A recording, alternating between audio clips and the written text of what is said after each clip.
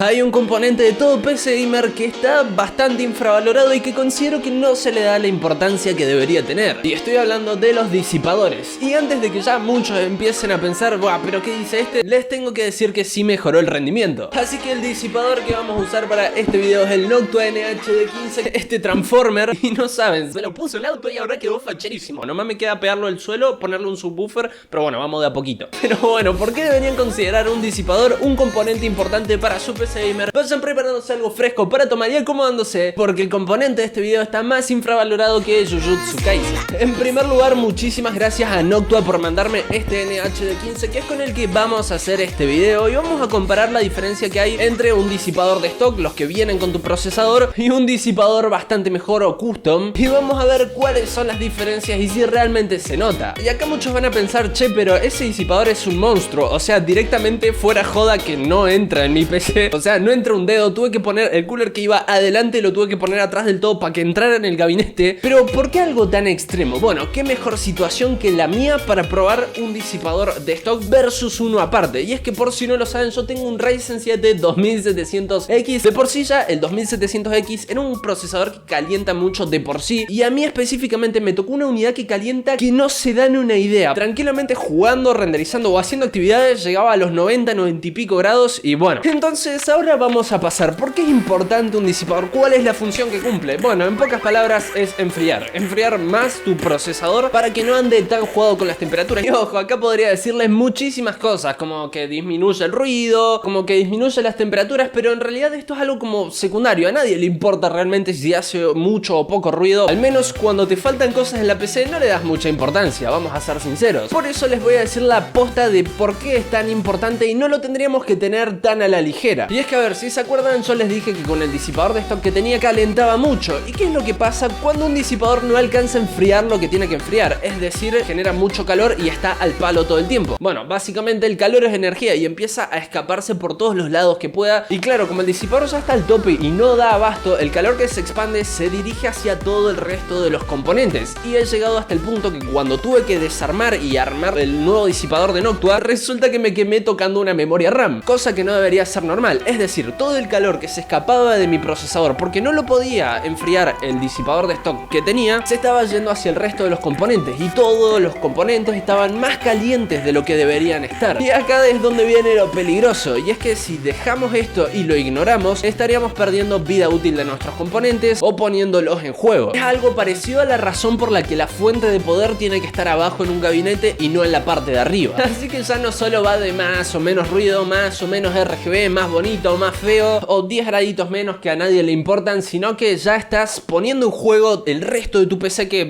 barata no te salió, que digamos. Y la segunda razón principal por la que vale la pena invertir en un disipador dejando atrás el de stock es porque puede aumentar tu rendimiento o aumentar tus FPS, que fue en mi caso personal. Sí, por más loco que suene, un trozo de metal con un ventilador me subió los FPS. Nomás de vez en cuando por ahí despega un poco, se pone a volar la compu, pero está todo bien, onda, funciona. Se imagina mi viejo: hijo, ¿por qué está volando la computadora? Ah, sí, no, es que estaba haciendo unos 90 y bueno, se me puso un poco difícil, pero ahí la bajo, ahí la bajo.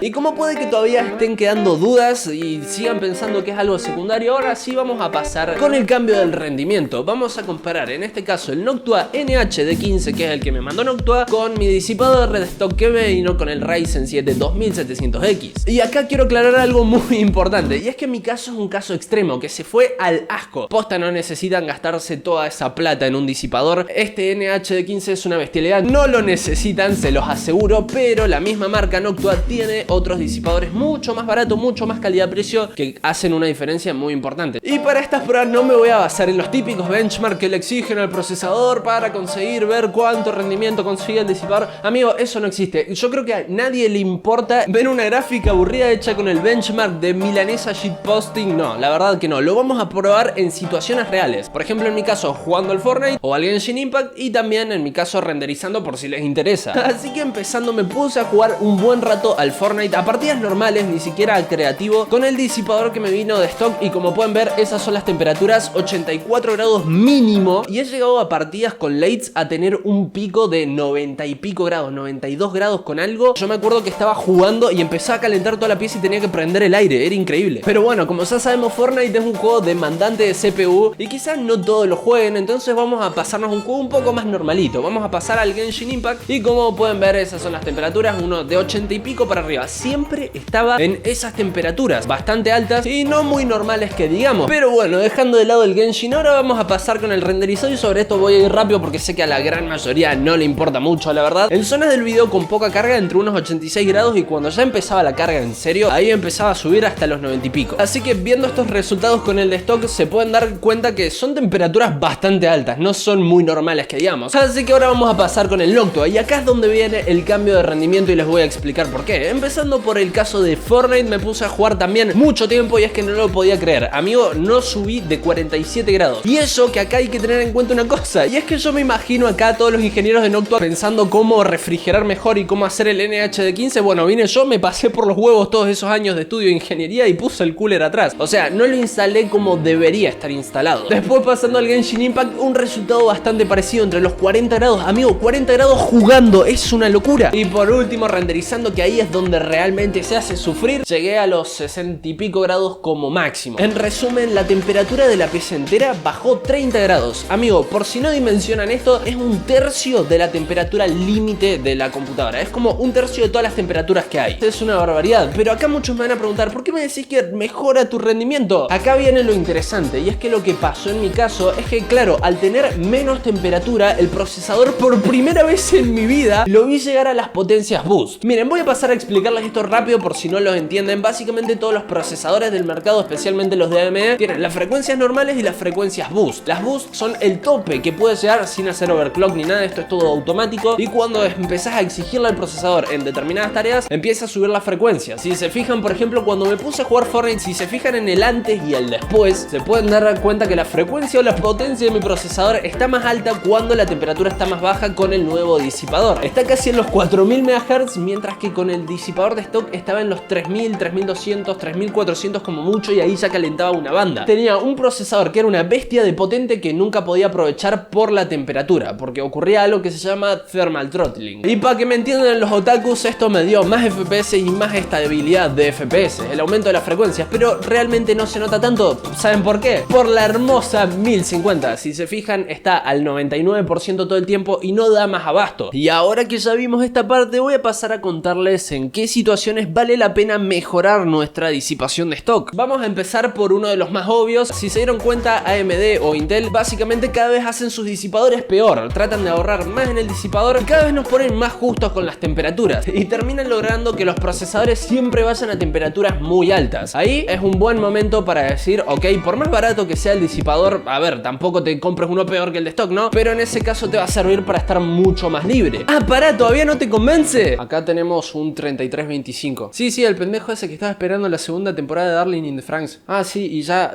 que van, me traen una almohada de waifu. Ahora en serio, estamos en un momento en el que cada vez se vuelve más popular esto del mundo del stream, salir y hacer streams en Twitch y todo ese tipo de cosas, que es lo que yo quiero hacer, pero bueno, ya sabemos por qué no puedo. Pero básicamente, si estabas pensando en streamear con tu PC, es casi seguro que vas a necesitar uno de estos disipadores para mantener la temperatura de tu procesador, porque cuando uno está en stream se le exige todo lo que puede dar el rendimiento a la PC. Y si tenemos primero que mucho ruido en la habitación porque el disipador está al palo y encima generando mucho calor, vamos a perder vida útil e incluso quizá por limitaciones de la temperatura se te termine trabando el stream. Y el último escenario, mi favorito personalmente, simplemente Xeon. No tengo mucho más que decir, procesadores viejos, calientes, y que lo ideal es tenerlos overclockeados para que no se queden tan atrás en las frecuencias. Así que como pueden ver, no se lo puede tomar tan a la ligera y no es tan secundario. Por eso digo que es tan infravalorado un disipador aparte, porque claro, como es secundario, como tu PC ya enciende y ya podés jugar tranquilamente con el disipador que te viene de stock, realmente no le prestas atención, pero sí hay un cambio. Esto se los puedo decir para que lo entiendan, que es un cambio como por ejemplo cuando tenés un SSD. Una vez que le pones un SSD a tu PC, no podés volver al disco duro. O cuando te compras un monitor de 144 Hz, no podés volver a los 60 Hz. O cuando te compras un teclado mecánico, no podés volver a tocar un teclado de membrana. Así que ahora lo dejo en ustedes. Acuérdense que pueden seguirme en Instagram o en Twitter. Gracias por verme un día más. Mi nombre es Max y nos revimos.